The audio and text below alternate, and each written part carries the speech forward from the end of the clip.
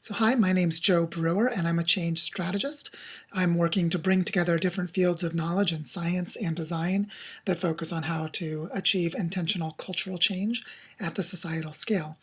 And in these videos, I offer book reviews on topics that I think may be helpful for other culture designers like myself to be able to engage in these change strategies. And the topic that I want to discuss with all of you today is the topic of the political mind.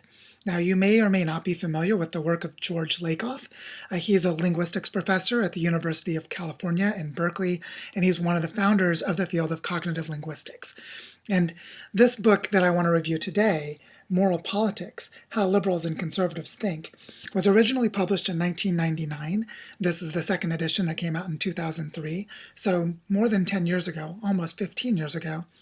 And what George Lakoff did in his work is he mapped out the conceptual structure of the worldviews and ideology for liberals and conservatives in US politics.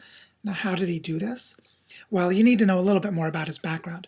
So George Lakoff is a linguist, and he was one of the founders of the field of what's called embodied cognition, which is the way that we understand how the mind works by looking at the structures in the brain and in our bodies and persistently throughout our social experiences as people with bodies moving around in the world. And how the very structures in our brains that let us use our bodies are exactly the same structures that we use to reason with, to have feelings about things, and to think about things. And so what George Lakoff did in the early 1980s as a predecessor to this work is he partnered with a philosopher named Mark Johnson, and they studied what are called conceptual metaphors. Now, really briefly, the metaphors that we use to reason about the world are basically the processes where we have knowledge from one domain of our experience and we use it to guide our thinking about another domain of our experience.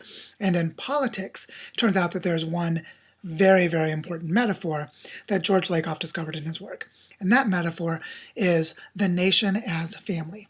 Now, this isn't literally saying that we treat nations as if they are our families. It's more accurate to say that in our early life experiences, we have a number of things that we are directly exposed to in our family environments.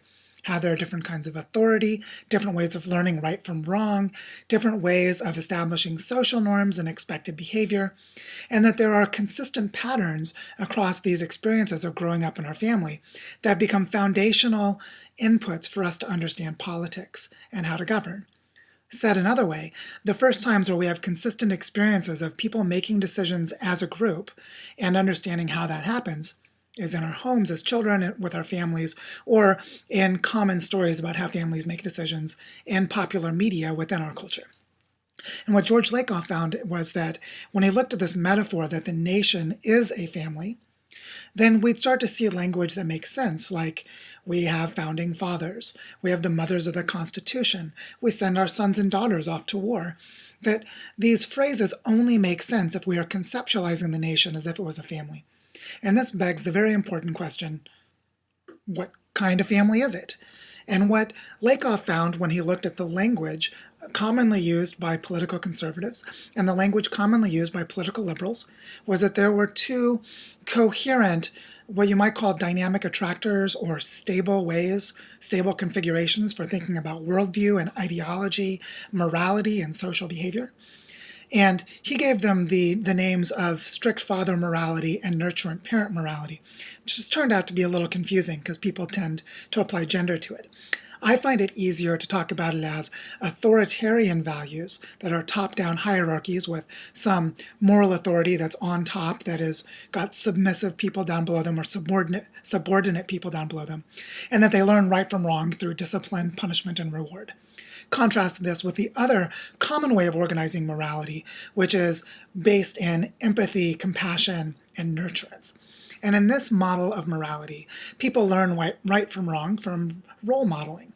Basically, I will demonstrate good behavior, and you will learn it through emotional connections to my behavior and the relationships that I have with you. And that the way we learn right from wrong is through this kind of molding of social expectations about how to treat people, how we want to be treated, and it's grounded in a very fundamental way in the ability to take perspectives and cultivate empathy. So what he found was that when we apply these two different ways of understanding morality to families and governing decisions, they explain a great deal about politics in the United States.